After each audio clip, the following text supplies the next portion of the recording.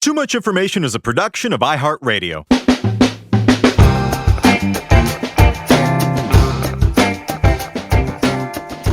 Hello, everyone, and welcome to Too Much Information, the show that gives you the secret history and little-known fascinating facts about your favorite movies, music, TV shows, and more.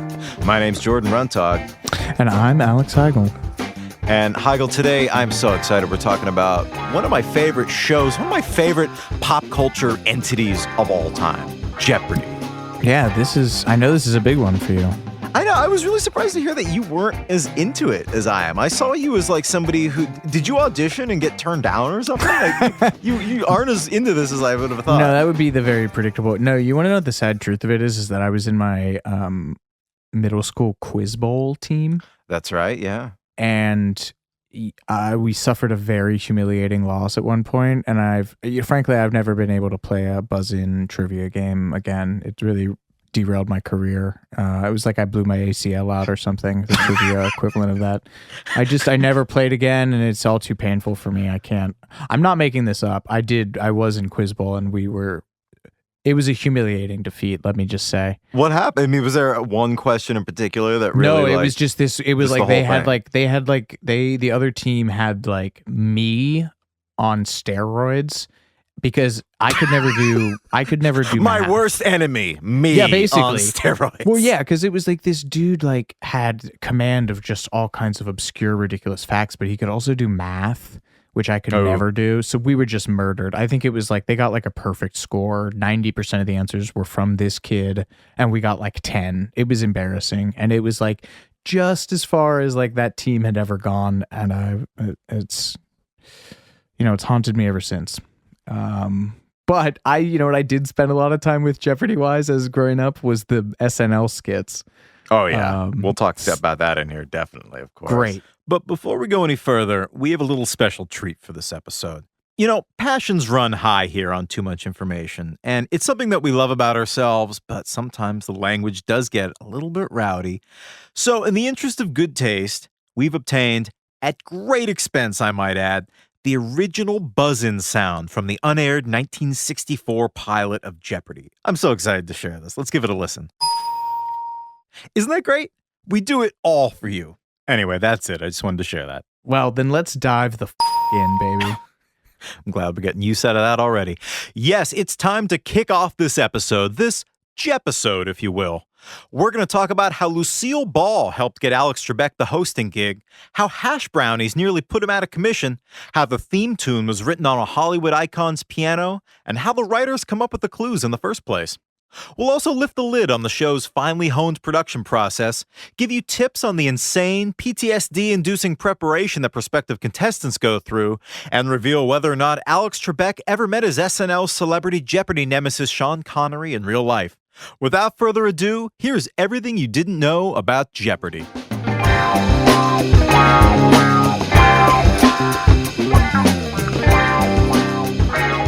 Well, first things first, we're going to go back to the pre-Trebek era. Now, a lot of people don't realize that Jeopardy actually first premiered way back in 1964 with a gentleman by the name of Art Fleming as the host. And the game was derived in response to a very famous controversy in the late 50s when it came out that a number of really popular primetime quiz shows were rigged. Contestants had gotten the answers beforehand, and this created a huge scandal. Today, it would be like if TMZ did an expose on Who Wants to Be a Millionaire, Jeopardy, Wheel of Fortune, and Family Feud all being faked and fraudulent. Half a dozen of the biggest quiz shows on television were all canceled within a few months of each other. And believe it or not, there were actually congressional hearings about all this. Like nothing else was going on in the 50s. Like they could just table everything else and work on the game show problem. Yeah, in the middle of the Cold War, the insidious problem of rigged game shows was given Senate time. But this was a serious thing. Like people's reputations were ruined and new legislation was put into effect. So this was kind of a big deal. And for a number of years, TV networks were scared of putting new quiz shows on the air. And by the dawn of the 60s, the genre had sort of disappeared from the airwaves. The dark days. Right. This was a sad time for trivia nerds like me.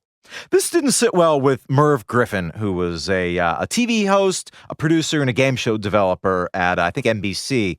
And he was on a flight to New York in 1963, and he was discussing with his wife, you know, I really want to make a quiz show, but the networks really aren't going for it. They're really nervous about, all the rigging and the whole scandal. And his wife said, what if you just give the contestants the answers to start with? And she was totally kidding, but Merv's eyes just lit up. That was his eureka moment. It's the most like stoner. What if you just gave them the answers instead of the questions, man? And that is where Jeopardy, the whole crux of Jeopardy is that you are buzzing in with the question. Like you were given the answer and you give the question. So he goes back to his office and he makes this template. He's got 10 categories with 10 answers apiece of varying difficulty with dollar value assigned to each and, with increasing difficulty. He has all his friends over to his apartment to sort of play this makeshift game.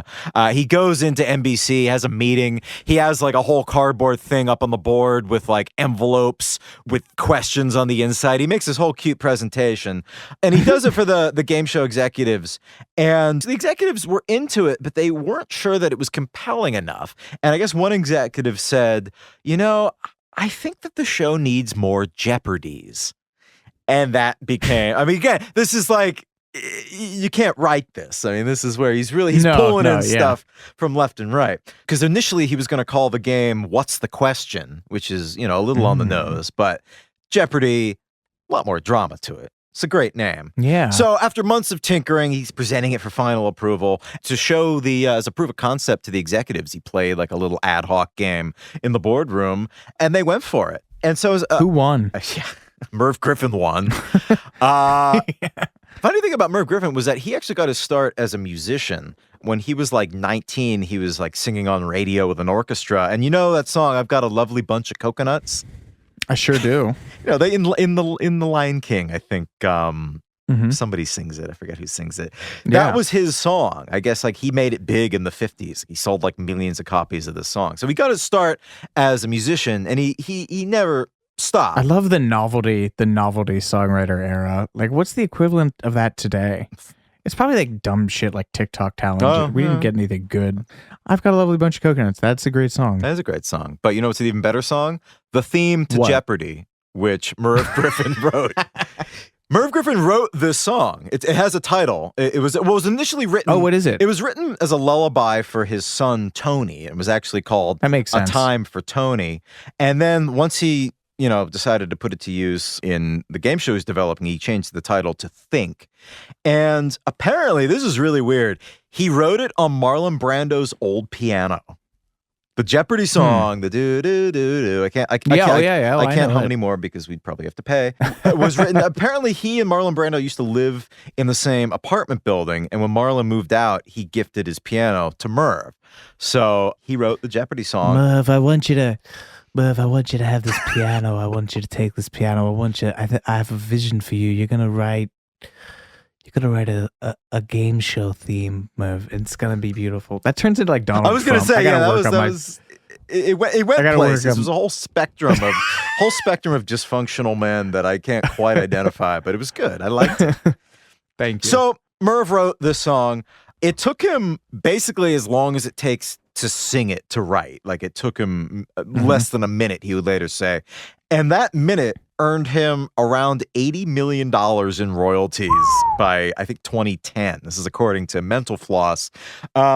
He sold the rights to Merv Griffin Enterprises to Coca-Cola in 1986 for like $250 million because he developed all sorts of other shows, including Wheel of Fortune. But he retained the rights to Think, the Jeopardy theme, and received a royalty every time it was played in syndication, all around the world and reruns. And he made a stupid amount of money from that song. So it was definitely a minute well spent. I love Merv Griffin. He's just like, if he had a talk show in the 60s and 70s too, just a real genial guy, great interviewer. You know what's on his tombstone? What? I will not be right back after this message. Isn't that great? God love him. That's great. Great guy. I do. It's funny. It does sound like thinking about the Jeopardy theme song. It does sound like exercises, like interval, interval, interval. I had a professor who used to, when he was teaching the bebop scale, he would always play the Jeopardy theme song. That little chromatic run at the end. Na, na, na, na, na, na, na. He's like, this is how you make $80 million in 1 minute. Yeah, right. No, not playing jazz, baby. So I mentioned earlier, the first episode of Jeopardy premiered on March 30th, 1964, and the original host was Art Fleming, who was something of a game show legend. This was on during the day, and it was an instant success. I think only Hollywood Squares had more viewers in the 60s. And it was on the air until 1975, and when the network canceled it, I think that they wanted to appeal to more younger female demographic in the afternoon, and so they filled that time slot with soap operas. And it came back briefly in, I think, 1978 as the all-new Jeopardy, and it was canceled like 6 months later. Daytime soaps kind of became the dominant force in afternoon slots, but Merv never really forgot Jeopardy. I mean, he went on to have a lot of success with Wheel of Fortune, which is based on his childhood love of the game Hangman. And so by 1983, I mean, he was doing very well, but he believed that his quiz show idea deserved another shot. And TV execs weren't really feeling it. I mean, the whole quiz show thing seemed kind of passé at that time. But then he got some help by the popularity of a new board game. Yeah, so it's actually Trivial Pursuit had debuted in 1981 and quickly, can you say something like taken the board game world by storm? Do things actually do that? Yeah, I mean, I guess if anything did, Trivial Pursuit probably did. Maybe Trivial Pursuit. Yeah, Trivial Pursuit coming straight out of Montreal, Quebec, baby. By two Canadian journalists. Did you know this? I did know this. Chris Haney, a photo editor for the Montreal Gazette, and Scott Abbott, a sports editor for the Canadian Press. So they developed the game in 1979 in Montreal. They sell the rights in 1982, and it just exploded, runaway popularity. And that is what ended up changing the minds of over at King World Productions. But they were still down a host. Yes, that's true. And enter. Well, it's interesting. Trivial Pursuit comes from Canada. You know who else comes from Canada? Ooh, who else comes from Canada, baby? How's that for a segue? Alex Trebek. The late, but not great, really Alex Trebek. That is absolutely right. Alex Trebek's real name was George Alexander Trebek. I feel like that's like a Canada English thing. Like Paul McCartney's real name is James Paul McCartney. I don't know why, but I feel like that was such a thing in the British Commonwealth to give you like a first name that was just for special occasions. Like the front room that you don't go in. It was kind of like, yeah. But no, Alex Trebek's real name was George. Good Lord, what a legend. The late, great. Yeah, what do you say about Alex Trebek? I have so much to say about Alex. I mean... Okay, go ahead. He got recommended for the job on Jeopardy by none other than Lucille Ball. Did you realize that?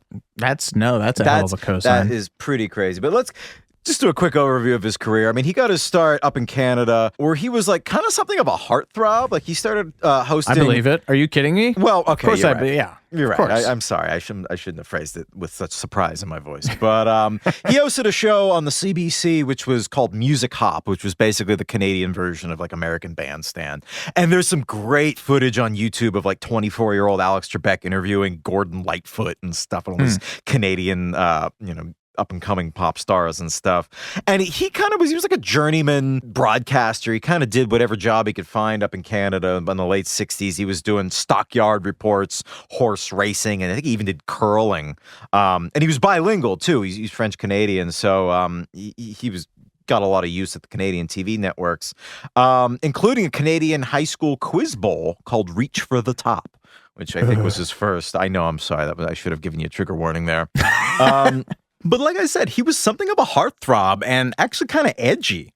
In 1971, he was up for the gig of hosting Hockey Night in Canada, which is like Monday Night Football times 1,000 up there. It's this huge weekly tradition for our friends in the Great White North.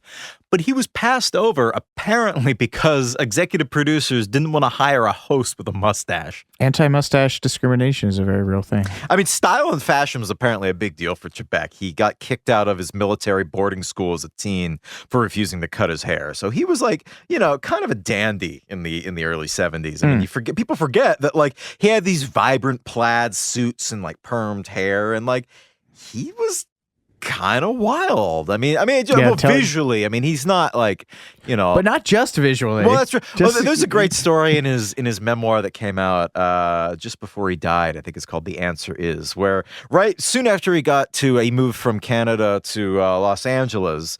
He was actually encouraged to move from Canada to Los Angeles by fellow Canadian Alan Thicke, father of Robin Thicke, and the dad from. Oh my God, what was he the dad from? Family Matters, Family Ties, Family something? Growing Pains. Growing Pains. Yes. I threw you on the wrong track there. That's right. That's embarrassing. Because everybody in Canada apparently knows each other. But Trebek gets to L.A., he goes to a party in Malibu where he ate 4 or 5 brownies. Turns out they were hash brownies, and he woke up at the host's house 3 days later. But yeah, he was not exactly known for his hard partying lifestyle. I guess his favorite drink was low-fat milk. Other fun fact, his favorite animal was the muskox. Did you realize that? Anyway, so Trebek... Where did he note that? Where did he note that? How do you know that? I mean, don't you have a favorite animal? I feel like it's like a rat. It's like, I feel like your favorite animal is... I like badgers a lot because I had red wool growing up. Oh, yeah. But like Mrs. Frisbee and the Rats and Nim would have been a big thing for you, but... Oh, sure. Anyway, he moves to California in the 70s. Eats a bunch of hash brownies. And he hosts a whole string of really short-lived game shows. High Rollers was probably the biggest one of note. No Whammy, No Whammy. Yep, everyone knows High Rollers. He hosted a show called The Wizard of Odds, where he was the wizard. He hosted a game show called Malcolm, which he co-hosted with an animated figurine, and that was, of course, all before he got the call to do a pilot for Jeopardy. After his friend, actually, Art Fleming, the original Jeopardy host, declined to return. I guess he didn't agree with the creative direction of the show. So. Alex got recommended to audition for this show because of Lucille Ball. I guess Merv Griffin, from his days as a band leader, presumably. I wonder if he knew Ricky Ricardo back in the early 50s as, in Ricky's band leader days. But he and Lucy were tight, and Lucy was a huge fan of High Rollers, which was the game show that Trebek hosted prior to Jeopardy. And I think she even... appeared on it once. I think there's no video footage of it, but I think there's like a picture or something that floating around the internet. She was on High Rollers, and she really liked Trebek, so she recommended Merv Griffin check him out, and he did. And TV history was made, but almost not, because despite the fact that Trivial Pursuit had kind of made quiz shows more popular for TV executives, they still were really reluctant to give Jeopardy a primetime slot because initially the early versions were on during the day. And so some networks, including New York City, believe it or not, put Jeopardy on at 2 a.m. I mean, that kind of makes sense too. Like, I can imagine Alex Trebek soothing people after like a night out. This is the 70s or 84, like when New York is still in the shit. Like you come home and it's during a blackout. The son of Sam is still prowling around. There's sorry. Travis Bickle is out there, and you come back and it's just a better world. You just fall asleep to the sound of the bridges falling down and Alex Trebek. Did I offend New York properly during that bit? I mean, good. I mean, this is the time when like the Bronx was burning and stuff. The famous World Series thing where they're filming the World Series and like above Yankee Stadium or something, and then off in the distance you see fires in the Bronx. So no, that's probably a fair assessment. But okay. Yeah, I don't know. I mean, game shows were known more as like a daytime thing. I mean, The Price is Right and Family Feud. I mean, those were like mass audience shows. But yeah, networks, because this was a syndicated show, a lot of major markets really weren't willing to take a gamble on primetime with Jeopardy. So they put it in, kind of a ratings wasteland at 2 a.m, which, I mean, sure, it's probably a great thing to watch before bed, but like how many people are really watching TV at 2 a.m? And network suits really thought that a way to help sell the show was to dumb down the questions. They thought that the show was too smart. And Trebek really took the time-honored tactic of just saying yes and then doing whatever the hell he wanted. He basically said, oh, yeah, sure, we'll ease up on the material. And then he just completely left it alone, which, I think is one of the things that's so great about the show is that it really doesn't talk down to anybody. I mean, No. We'll talk more about how clues are written in a moment, but I mean, I think that the head writer was interviewed, the head clue writer was interviewed as saying, we want you to have 3 responses. I knew that, or darn, I should have known that, or wow, I had no idea, but now I'm really glad I do. And that was kind of the, that was sort of the litmus test for writing clues for this show. Potables. Right. But speaking about the clues, the show is written by a team of 8 writers plus a head writer, and I think 7 or 8 researchers are on staff. And they produce 230 games a season, so that's, if I did my math right, 14,030 clues a year, which is It's too many clues. pretty insane. And usually the way it's done is they start by coming up with a category, and from there they kind of start crafting clues that would fit in that category and weed out the ones that, aren't as strong. Apparently, the toughest part is coming up with a question that only has one answer. They call that pinning a clue, where it's like you really try to look at it from a million different sides to figure out if there's, any different ways that, you can answer this one thing, because that's... Do you think it's a very... I'm gonna play the role that the dear departed Fred Willard plays in Best in Show, when you're just like giving me all this information and I'm gonna ask utterly ridiculous questions. Please go ahead. What do you think the sexual tension in the Jeopardy writers' room is? Is it like as bad as like SNL, or how much cocaine on the scale of to Lindsey Buckingham making Tusk? What do you think they're doing? I'd say more than Who Wants to Be a Millionaire, but less than Wheel of Fortune, maybe somewhere in the middle. All right. Okay. Cool.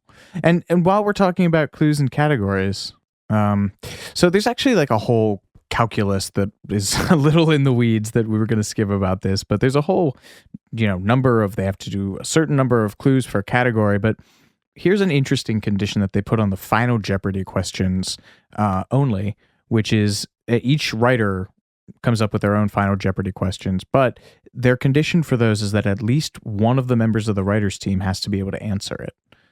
Is that accurate? Yeah, but Jimmy, I feel like that's a fair, that should probably be a condition of like all these questions, really. It does make sense. Right.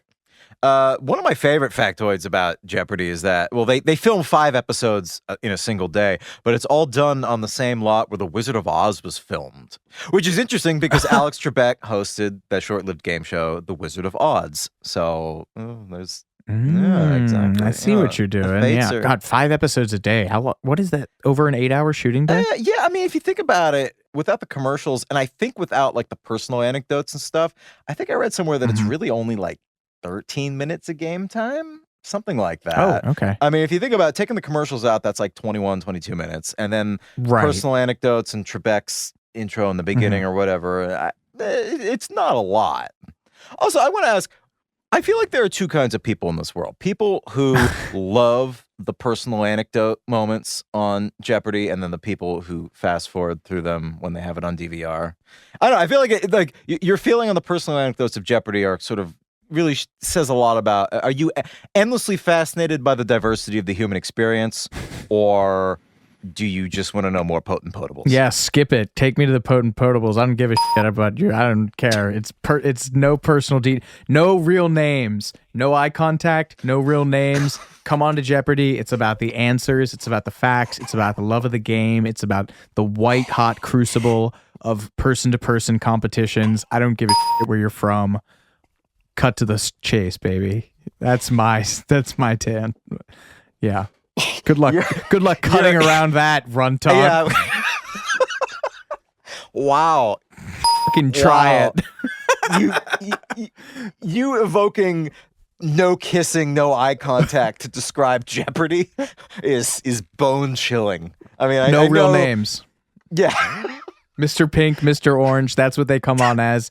And if games only last 13 minutes of like playtime, it should be like deathmatch. Like you should film 20 of these a day. More and more people in. The more meat that the Jeopardy machine threshes through, that's what's honorable to me about it, Okay. We're going to take a quick break, but we'll be right back with more Too Much Information in just a moment.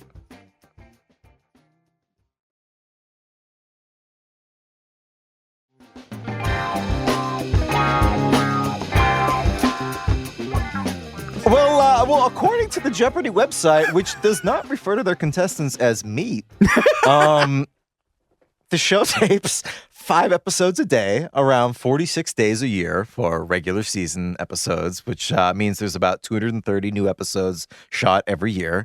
And Jeopardy shoots on the Sony Pictures lot, which is where not only Wheel of Fortune shoots, but also where Wizard of Oz was filmed, I believe, on the same soundstage.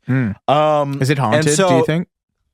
Oh, absolutely. Yeah. I mean, isn't there that myth about the about the Munchkin, which is not true. Not true. It was just a bird in the background. Well, there's definitely the ghost of Judy Garland's childhood is probably still haunting that place.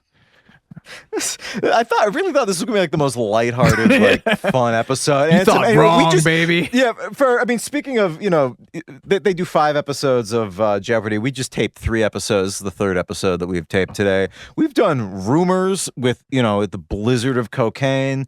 We've done the Royal Tenenbaums, which involves somebody's finger getting sliced off, and somehow Jeopardy was not the one that I would have pegged as the one with you evoking, The Law of the Blade. Yeah. My Conan the Barbarian-esque take on competition. Well, it's just my Quiz Bowl killer instinct coming back, baby. I was going to say, now I'm starting to see why this was so painful for you when you lost. Wow. Well, taking it to game day, contestants in games are chosen at random to ensure there's no cheating. And for each clue selected by a contestant, like, whenever they say, I'll take potent potables for 400 or whatever, they actually have a dedicated person whose job it is to manually activate the game board backstage. So there's no robotic anything involved with this production. It's all compliance officers and people. They're like really strict about this. I love that. Alex Trebek, because he shoots so many, because he shot so many episodes a day, he had to change his suit 5 times a day to keep up the illusion that it was a different day. He supposedly had at one point over 100 suits, which is pretty impressive. On game day, he would wake up at 5:15 in the morning and arrive at studio around 6. And I guess he had a whole series of pre-show rituals, reading the newspaper, doing the crossword, all the kind of chill out stuff you'd probably imagine for a man of Trebek's stature. And he reads through all the scripts and would read through all the game boards. I guess they had it like printed out on like a piece of paper, like the game board.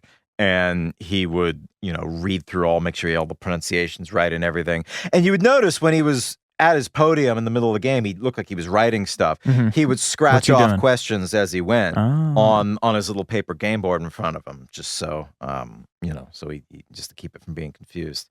But yeah, there was something really sweet, I guess, after he died. His suits were donated to something called the Doe Fund, which gives formerly incarcerated men suits to wear on job interviews. That's some good mojo to bring in on a job interview. I mean, Trebek, by all accounts, Trebek was. I mean, we'll get to more of this later, but by all accounts, Trebek was just the best. And friends of mine who've interviewed him and stuff have said that he was just a magical guy.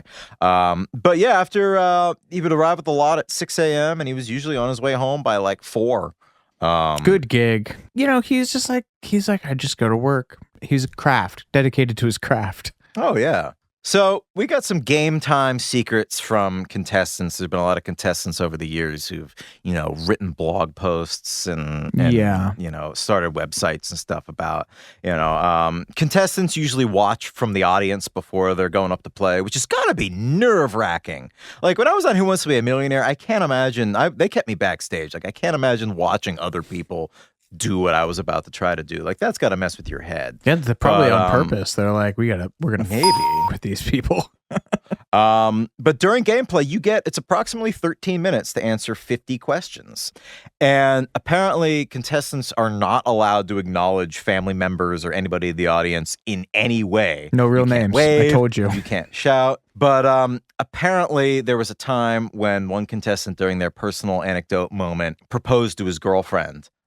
From the stage, she was in the audience, which I imagine Trebek had a hand in helping that. No real names. And she replied, "What is yes?" Because nerds beget nerds, I suppose. Aw. This is when we Yeah, have like that's the cute. audience. The audience goes, "Aw." Da-da-da. That's not even apparently. yeah, I was gonna say that's not even the first time that happened, baby. No, I guess there's somebody else who proposed to their girlfriend. They were just like in the audience, and during a commercial break, he got down on one knee, which I admire the extreme fandom dedication, but there's something about proposing in the middle of a commercial break, just that inherent fact kind of takes me out of it. But it's cute. I love wasn't important enough to be on the air.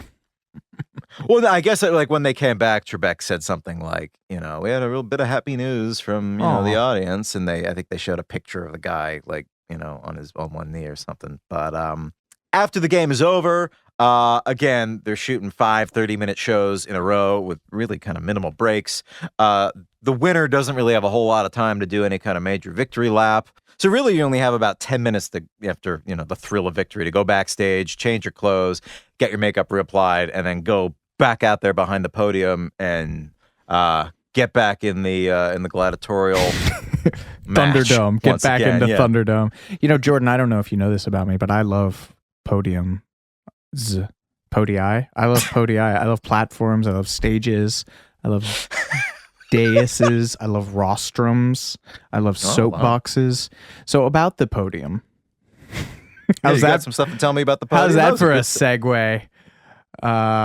So we're going to do a little segment we like to call Secrets of the Podium. The first is risers, which is probably, it seems pretty obvious. You want them all in the same shot. So rather than doing the classic thing that they do with Tom Cruise or Kiefer Sutherland when they put them on an apple crate, they do that. They actually do just that. They put them, each of the podiums has risers so they can get all the contestants roughly up to the same height. It's like in Taxi when Danny DeVito comes out from the stand the first time and he's like half as tall as everyone thought he was. And so moving on to another great aspect of the podii, there's one visual aspect of the podiums that's actually a way for people to keep track of what's going on in the game. There's a little white light in the lower left-hand corner that'll turn on, and that indicates the competitor who answered the last clue correctly. So it's helpful for Trebek to know like who's got control of the board and stuff like that, just so he doesn't have to like keep track of everything that's going on. And to avoid some of the all-important sight lines of the podium, the podii. What is the plural of podium? Podiums? I don't think there's ever been more than one podium in a given space ever. So I don't know. You're on your own. 2 or more podiums actually exist in a state of superimposition at the same time. There is speaking of things that exist in a state of quantum superimposition. There's 2 scoreboards going on at the same time in Jeopardy. There's the scoreboard behind or to the side of the contestants, and then there's one in all of their line of sight. So that helps them determine how much they're waging in the daily doubles and Final Jeopardy. But so they are not constantly craning their necks to find out what's going on in the game. And then, this is my favorite. Can I do this one? Yeah. I was going to say, we'd be remiss if we didn't get a chance to talk about the screen pen. Yes, the screen pen. I mean, a lot of contestants have complained about, how awful their handwriting looks and penmanship looks, when they're writing their name and on their Final Jeopardy answers and stuff like that. Ken Jennings, writing an article for Cracked, wrote that it's like writing with an icicle on glass. It's apparently very hard to use. And producers of the show apparently really go out of their way to make sure that contestants know the difference between the pen and the buzzer. Because apparently there was an incident where a woman was on the show and she was unable to buzz in for a single question during the entire first segment of the game. And when she complained during commercial, someone on the set walked over and looked and realized that she'd been trying to buzz in with the pen the whole time and just like clicking it furiously, which like is heartbreaking. Think about how many rounds of auditions and stuff that you got to go through. When people, and we'll get to this later, like contestants, when they know they're going to get a shot on Jeopardy, they spend like months preparing and all that. I mean, that is just that broke my heart. So if you ever do get to be on Jeopardy, make sure you know the difference between the pen and the buzzer. It may save your life. But while we were talking about the audition process, it is so hard, and I can confirm this because I've tried to take the online test and did not get anywhere near it. It's so hard that you have a greater chance statistically becoming a New York Times bestselling author than a contestant on Jeopardy. Jeopardy, according to its website, has a 0.4 acceptance rate. I guess more than 100,000 people take the online application quiz each year. Of those, I think 3,000 would-be contestants are chosen for an interview. And then they're also subjected to a 50-question written test. And I guess like a run-through live round of Jeopardy. And they have to complete all of those steps before they ever asked to appear on air. The actual number of contestants annually varies because, you never know how long a winning streak might go. So there's no set number per year of contestants, but it's usually less than 1,000. And so for, 100,000 people trying out annually, those are some crazy odds. Now, before you try to audition, there are some things that can get you disqualified. People who've appeared on a nationally broadcast game show in the past year are ineligible. So are people who have appeared on 3 game shows in the last decade. And most importantly, you can't be on Jeopardy if you've been on Wheel of Fortune. I didn't realize the Jeopardy was so spiteful towards Wheel of Fortune. No, they're the same. They're owned by the same. I think it's like a conflict of interest thing or something. They're owned by the same. Which one would you rather be on? Oh, Jeopardy. I watch Jeopardy so often that when Trebek was alive, I could predict the Daily Double because there was an imperceptible pause in his voice, and I knew it every time.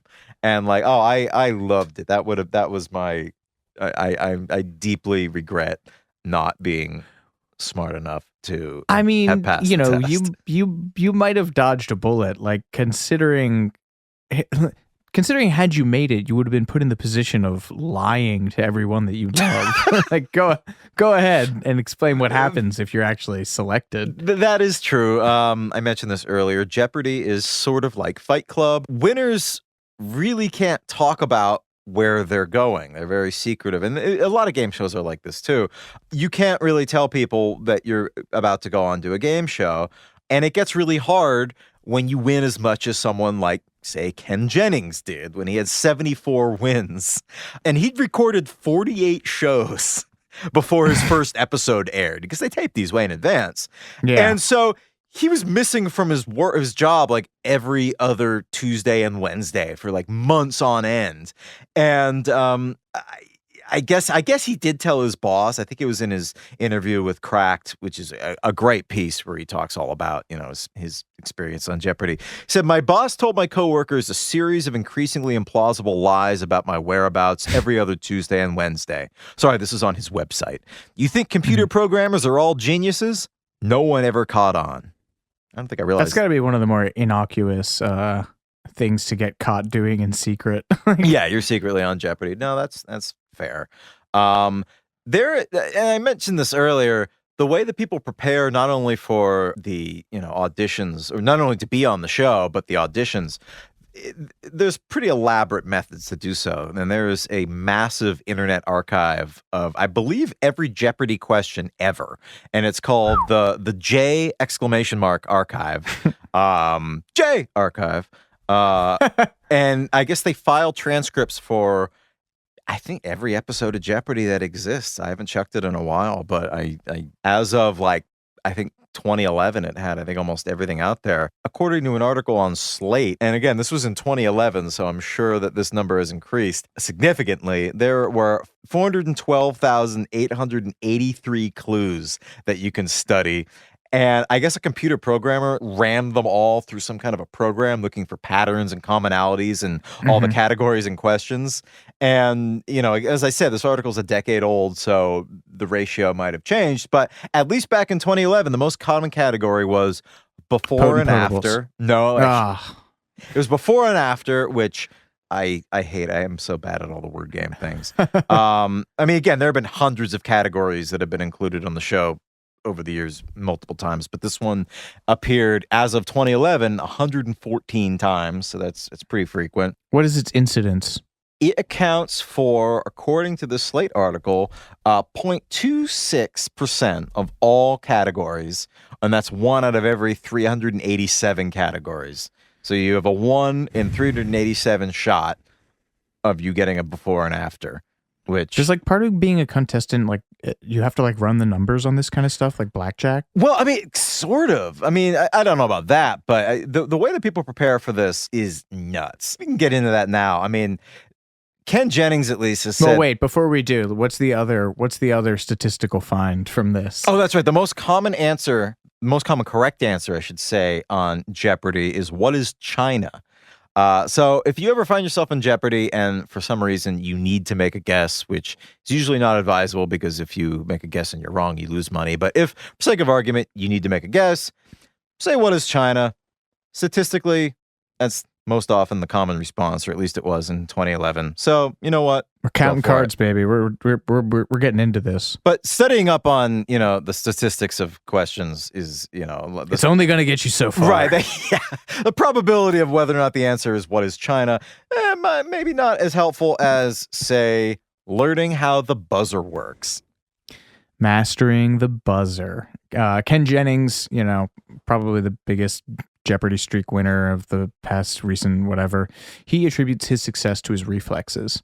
And fans of the show obviously know that one of the inviolable rules of the game is that contestants have to wait for the host to finish the clue completely before they can press the buzzer. But that was not always the case.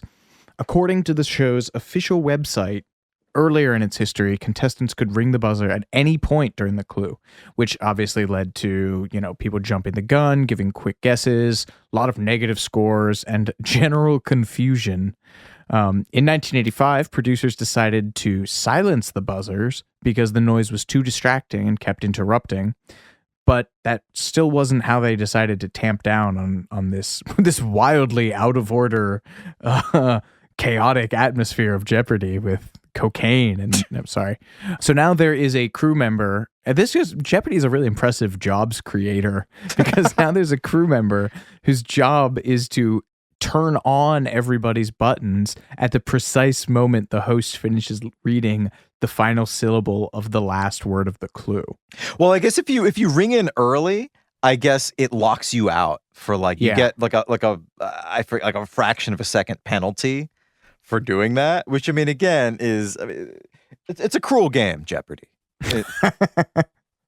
And the other time too is the other corollary that they discovered from that was by preventing people from buzzing in early.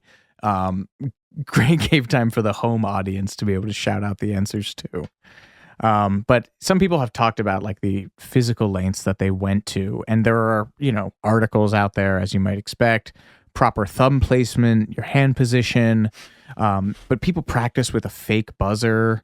Or even just like a pen. Yeah, I would imagine a pen. Like a clicking pen, yeah. Yeah. One contestant said, I would stand up in front of the TV with a pen in my hand to simulate the buzzer. That got me used to the rhythms and speed of Trebek's speaking voice, which is such a... Talk about haunting. Getting in people's heads. Oh, man.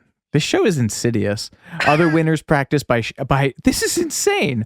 Other winners have practiced by having a bright light shown in their face and playing along with friends to mimic the added pressure that an audience brings. It's like the opposite of a sensory depth tank. They're bombarding you with stuff to see how well you can hold up under pressure. Well, it's like training to be in NASA when they put you in the G-force machine. When steer yourself out of this. I went to space camp and they didn't pull this kind of stuff. But people have also developed strategies for playing to go along with all this. I mean, how could you not? If you're going to prep the physical minutia, you better have a strategy for playing. So what are some of those? Well, there's really kind of two schools of thought with how to play Jeopardy. I mean, there's the recommended, the classically trained version, and this is the method that the show recommends, is basically the slow and steady route where you just move methodically down the categories, starting with the easiest questions and working your way up to the hard ones. Ken Jennings later said, it's easier to follow at home and it helps players acclimate to a category before getting to the really hard clues. He said that in an interview with Mental Floss. But there is, for the rebellious Jeopardy contestant, there's a technique known as forest bouncing. and it was named for a 1986 Tournament of Champions winner, Chuck Forrest. And it's basically you bounce back and forth kind of at random between categories, different levels of basically you're prioritizing randomness to try to catch the other contestants off guard, to wrong foot the other contestants, and increase your chances of getting a daily double. So apparently this is legal but discouraged because it makes it harder for players at home to play along. So forest bouncing may be legal, but you know what's not legal? What's not? Certain bids for Final Jeopardy. Apparently contestants are not allowed to make certain wagers at the very end. One of them is $69. They are not allowed to bid $69. Lame. Yeah. There are 5 banned dollar amounts. 69 is one of them. That was banned in 2018. Yeah, that made it a long time. But Ken Jennings said in a tweet in 2019 that it was a very recent banning. Jeopardy James, the famous 32-time Jeopardy winner, James Holzhauer, I think is how you say his last name. He also chimed in on apparently this tweet thread about banned Jeopardy bids, that there are 4 other banned wagers. 666, you can't bid $666. You can't bid, which, for alleged satanic reasons. And then I was not familiar with this. You can't bid $14 or $88 or $1,488. I guess there's a white supremacy group connotation to 1488. I wasn't familiar with that, but that has been banned as well. So those are the 5 banned Jeopardy bids. And speaking of Final Jeopardy, there has been a 3-way tie only once in the... They really missed an opportunity to score this to the end of The Good, Bad, and the Ugly. Just like have just a long protracted shot of that. Also setting it out in a graveyard. I have ideas if they ever tap me. They need a new host. Yeah, we're not, by the way, for anyone, who's still listening to this episode, we're not going to get into the whole current debacle that is trying to find a new permanent Jeopardy host. We're going classic Jeopardy all the way. But yes, it was March 16th, 2007. All 3 contestants answered the Final Jeopardy question correctly with matching scores of 16,000 apiece, and they were all invited to play again the next day or 10 minutes later, depending on whether or not you were at home or in the studio audience. There has actually been one Jeopardy catastrophe that has mercifully never happened, and that's if all 3 contestants have negative scores before going in the Final Jeopardy. I guess if that did happen according to the rules of the game, I think this is on the show's website. In the event all 3 contestants have 0 or minus amounts at the end of Double Jeopardy, no Final Jeopardy round would be played. I wonder how they would fill that time. I almost wonder if, why don't you just give them more personal anecdotes? Yeah, more personal anecdotes. I don't know. Give them house money to play with. You got ad time, or maybe they're hoping that happens, so they got more ad time to sell. I don't know, but apparently their website suggests that they would make up a new rule on the fly if that ever actually happened. We'll do it live. Yeah. But yeah, that has never happened, and it's sort of statistically unlikely to ever happen. As you meditate on that, we'll be right back with more Too Much Information after these messages.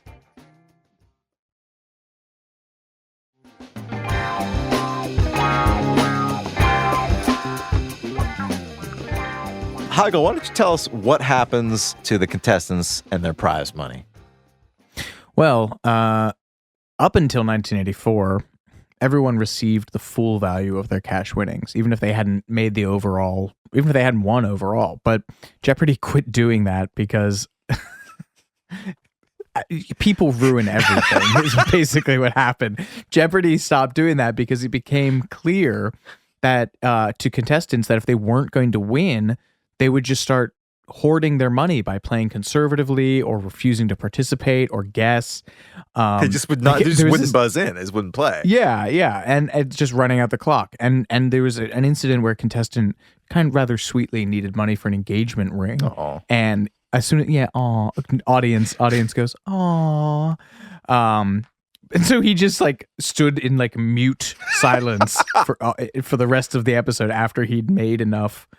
And then so back then, if you one, if you made it to the end of the show while still having negative money, that just meant walking away with nothing. So then from 1984 to 2002, the show started giving second and third placers non-cash items like vacations and sponsor merch. But then since May 2002 and up till today, non-winners take home a set amount of cash. So now you've got fixed prizes. Second place winners pick up $2,000. Third place finishers get $1,000. And the rationale behind that is it's intended to at least cover their flight and their hotel, since the show does not pay for that. I mean, that would be a big expenditure if they're flying in people from, all around the country and everything. I mean, what's the money? What's the calculus behind Jeopardy? Like, aside from Trebek, I guess there's a small army of people who work on this show, apparently. Yeah, I mean, the buzzer person, you got the buzzer guy, the clue person. That's 16 writers. Trebek ain't cheap, I mean, he was worth every damn penny. Every penny, yeah. Man, yeah, I do wonder what the calculus is there. They could afford it. I think they could afford it. I mean, there aren't that many shoot days. That's the other. There was. I guess they shot.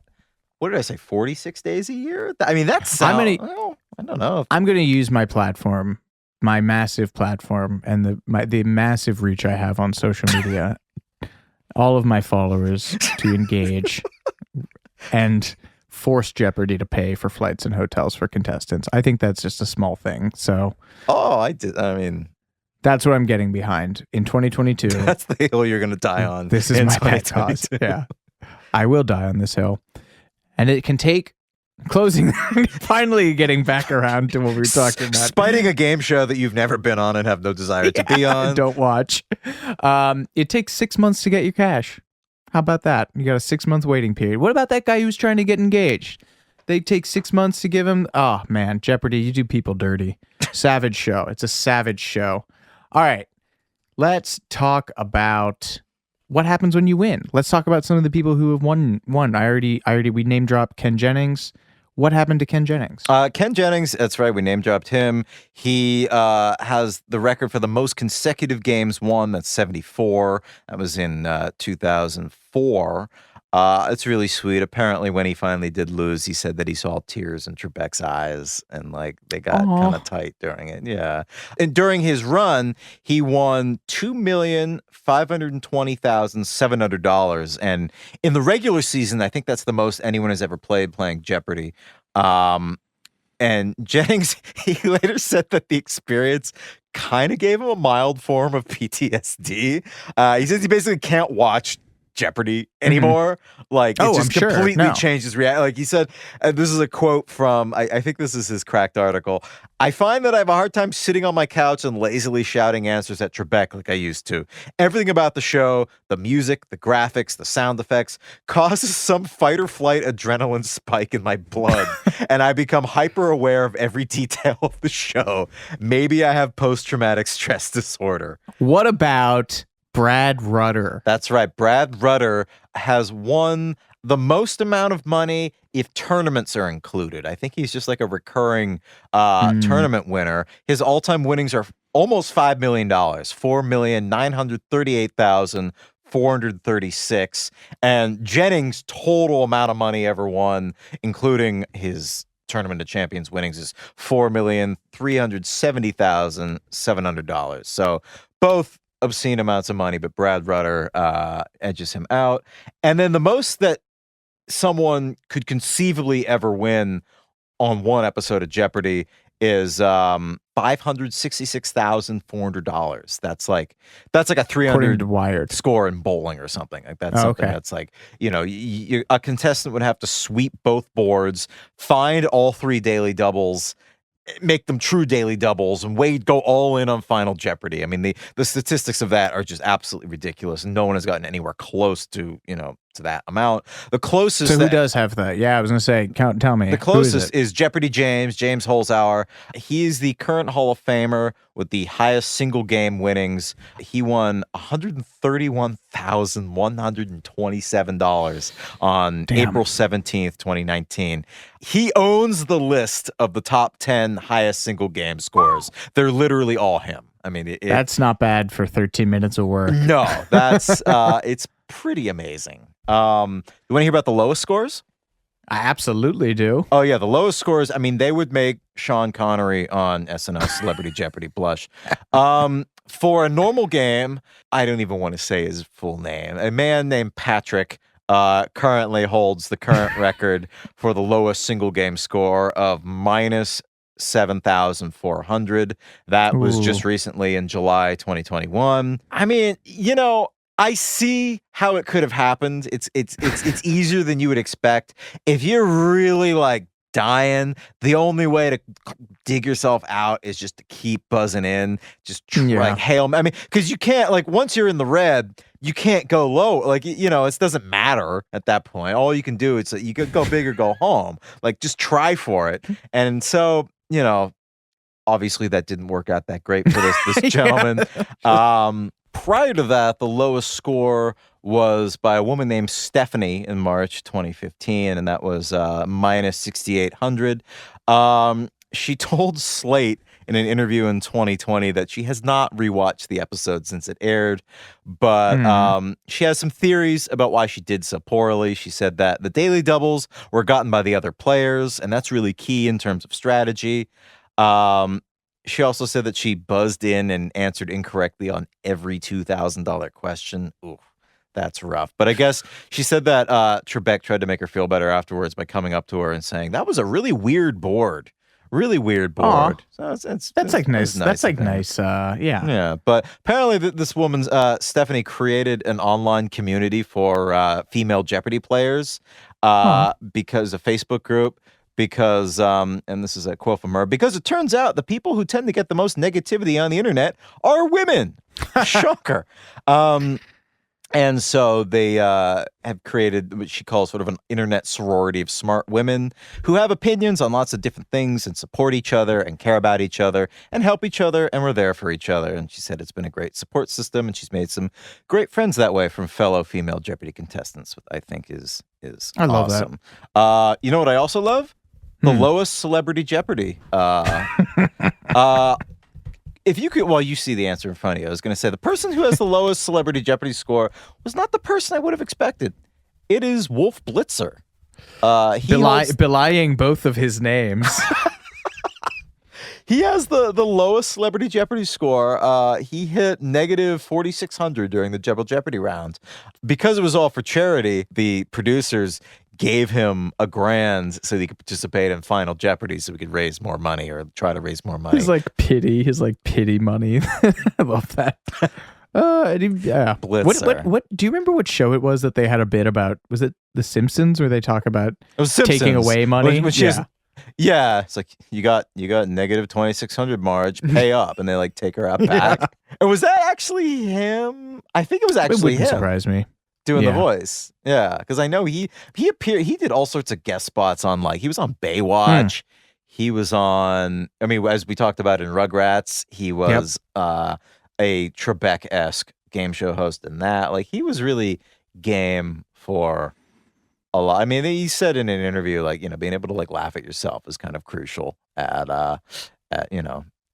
just for being a public figure. And the best, I'm going to become inarticulate over this next category because it's so damn funny. It's one of my, like, even, when there was like that kind of wilderness era when you could just like Kazaa or LimeWire like SNL skits and just download the audio from it. Oh yeah. So now I have that was like some of the stuff that I spent like the most time downloading. So I had all of these on like just on my like headphones when I was like going around and mowing the lawn for money in my neighborhood. So just like Will Ferrell as Alex Trebek just saying like, and the show has reached a new low. Like that's just burned in my head for forever. I love it so dearly. I mean, yeah, his cadence on that was so. I mean, the funny thing was that it didn't approach anything like Trebek actually sounded. That was kind of the best part. Was that it was just totally its own thing, and Trebek reportedly loved it because he guested. Yeah, he guested on it. So, but yeah, I mean, what art imitating real life, life imitating art? Did he actually hate Sean Connery? No, I mean, somebody apparently asked Trebek, like, "Have you ever met him?" And he said, "No, but if I did, I'd punch him in the mouth." No, it's close. If I were to ever meet Sean Connery, I would punch his lights out. He did make a cameo on the Saturday Night Live Celebrity Jeopardy sketch. sadly, it wasn't all that funny. No, it's one of the ones that has kind of the flatter lines. It lands with the line has not aged well. Yes, no, that is true. But no, he apparently was a big fan of the SNL Celebrity Jeopardy sketches. Well, I mean, Trebek can afford to be self-deprecating because, I mean, obviously he's a national treasure, and Jeopardy is, I don't know if you know this, the most decorated game show in history. Bam. What's the give me the lightning round. What are the plaudits? I think it has earned 4 Guinness World Records. Announcer Johnny Gilbert, This is Jeopardy guy. He holds the record for the longest career as a game show announcer for a single show. And Alex Trebek is he's the... Who's the baseball? No, I was going to make a sports Cal reference. Ripken Jr. Yeah, he's the Alex Trebek, obviously the Cal Ripken Jr. of trivia TV shows. That is my one sports factoid, by the way. I remember the day he broke that record, my principal walked into our elementary school classroom and wrote whatever number of games he played on the board and underlined it and gave this very stern face, like, this is a lesson in endurance. And I never forgot it, like 30 almost years later, but... And here we are relating it to hosting a game show. But yeah, so that is and brawn. Yeah, exactly. So that is one of the other Guinness records that the show holds. It also holds the most Emmy awards, most Emmy wins of any game show at 41. Jesus.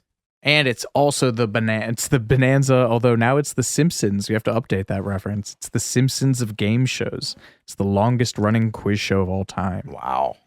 And it even... Yeah, this go ahead. is nuts. It also won a Peabody Award in 2011, which is one of the most prestigious awards in broadcasting. So, well done, Jeopardy. I think it deserves all of its honors. And Trebek, I cannot say enough about the guy. Truly one of the most beloved pop cultural figures. I'd like to end with a tribute to the late, great Alex Trebek. It's a story that to me is really a testament to the man. He was big on April Fool's Day and used to use the show as a stage for these pranks. And in 2016, he pulled off what I think is kind of the most amazing April Fool's Day prank for a man of his stature. He walked out onto the Jeopardy set at the beginning of the show with no pants on, which I just think is that's my favorite memory of the man. Yeah, even with all of those 41 Emmy wins. Well, I mean, I don't know about you, but I'm really happy with ending on the image of a pantsless Alex Trebek on stage at Jeopardy. I think that's like, it's like at the end of Butch Cassidy and a Sundance Kid where there's like a freeze frame. Like that's kind of how I would like to remember him and sum up this whole this whole experience for probably, if you were to pin me down, say my favorite show. I'm going to go ahead and have a few potent potables in his honor. Well, Heigl, thank you for indulging me on this one. I know this was probably traumatic for you to revisit the quiz bowl, but I thank you because I really had a great time doing this one. Until next time, I'm Jordan Runtagh. Yeah, I'm Alex Heigl, and this has been Too Much Information.